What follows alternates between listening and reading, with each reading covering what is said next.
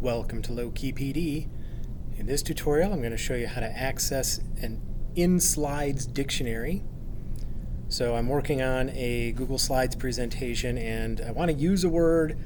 I think I know what it means, but maybe I'm not sure. If I go to Tools and I click on Dictionary, a little window will open up on the right-hand side, and now I can say, okay, well, what word do I want to use, and does it actually mean what I think it does?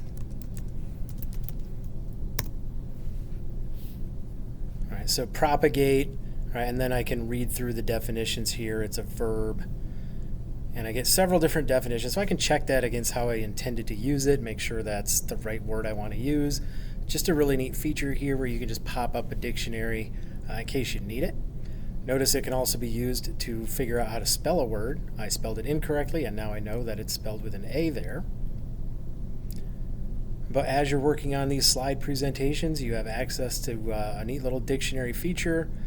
Check your word usage, spelling, definitions, stuff like that. Make sure that you're using words appropriately, because that will really make a difference with your audience. If they notice you're using a word incorrectly, kind of ruins some of your credibility.